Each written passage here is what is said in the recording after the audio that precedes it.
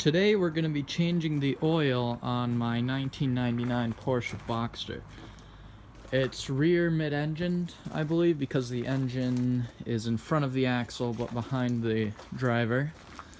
You're going to need a few tools and maybe most importantly a device that'll connect to the internet or a book or something, an owner's manual, because before you do your oil change you got to go get some oil. The Porsche takes like 10 quarts, which is ridiculous and very uncommon. Read the manual, it'll tell you what weight to get. And also, when you're at the auto parts store, make sure you get a filter. You're also going to want a catch pan to put the old oil in. I have a Rolly, it's not really necessary, or I don't even know what you call those things. And these ramps are a lifesaver. Jacking up this car is a pain in the ass. Jacking up any car is really a pain in the ass. If you have a tall car, my friend has a Jeep, and you don't even need to jack it, you just crawl under it. The other tools you're gonna need are, let's see if we can see this. In the case of the Boxster, this is the oil drain plug, and it's a 7mm hex.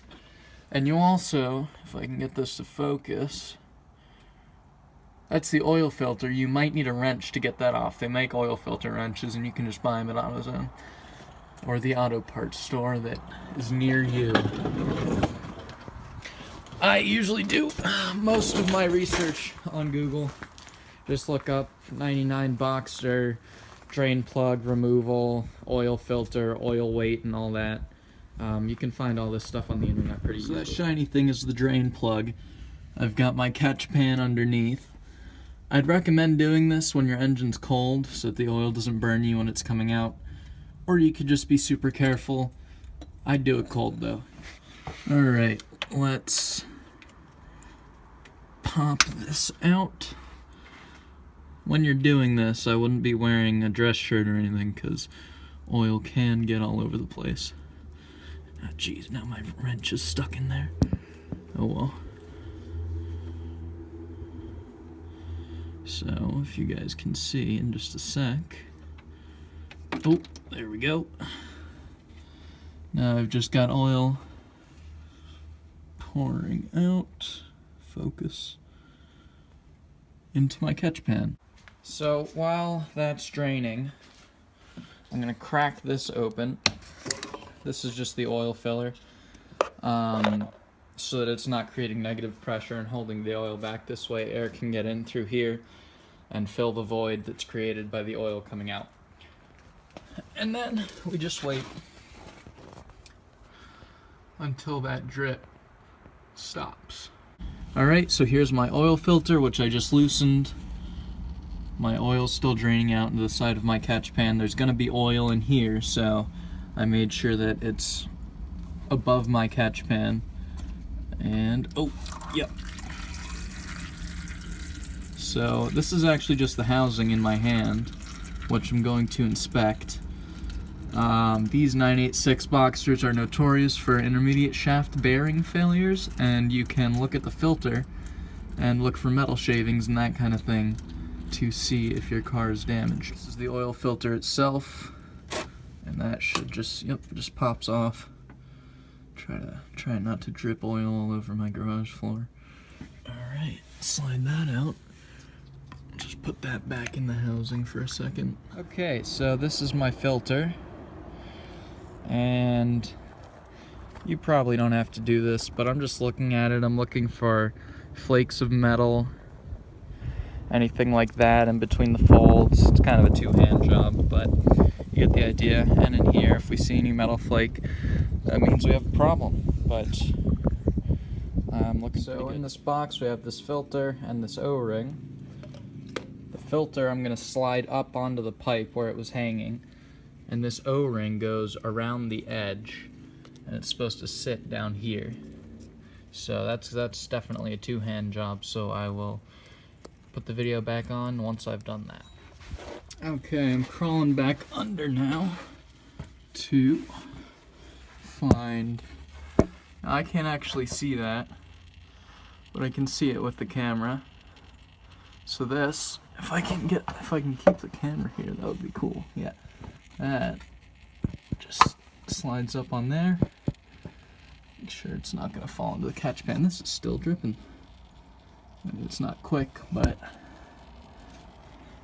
And then grab the housing with the fresh O-ring. Slide that up over it. And I'm not going to want this to be too oily because I usually put oil filters on as tight as my hand can do it. That's my rule. You can use a wrench or whatever and get it on real tight, but I've never had an issue with an oil filter coming out or leaking, as long as you get it on as tight as you can. So I'm going to wipe that off, tighten it on as hard as I can get it with my hand. That way it won't be stuck on, and it's really not going to be a problem. Okay, so I have a fresh filter in, the filter housing's on tightly. Now we just wait. This is my oil drain plug, which is still on the wrench, and we're just going to wipe this off with a tissue. Make sure there's no grit on it, because we don't want any of that getting in the oil and messing up our engine. Put our bolt in. Oh, jeez. How do I do it with one hand? Almost. Alright, there we go. Put that in. There will be a torque figure for this. I don't have a torque wrench. I don't have a hex head for my torque wrench, so we're kind of just winging it. Make sure it's on there good and tight. You know, it wasn't too hard to get off, so that should be good. As long as we don't have any leaks coming out.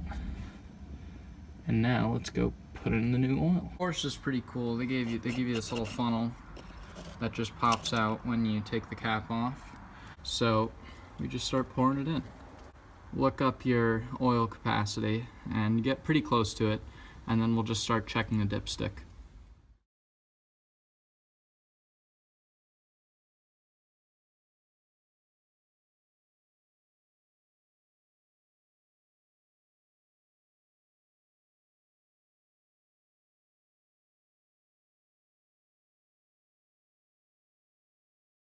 Okay, so I don't know if you guys saw, I was checking the oil level while I was filling it, just in case, because you really don't want to put too much in. It's really difficult to open up the drain plug, let a little bit out, plug it while it's coming out. It's just a mess. So definitely be careful not to over oil your car. So I think I'm about there. Alright, well, it's hard to see, but the oil looks good on the dipstick. It's going up about to that second notch, which is right at the maximum, but we're not done yet. Firstly, I want to get the car on level ground, because maybe it measures it. Come on, look at this stupid thing. Why don't they just make it straight? There we go.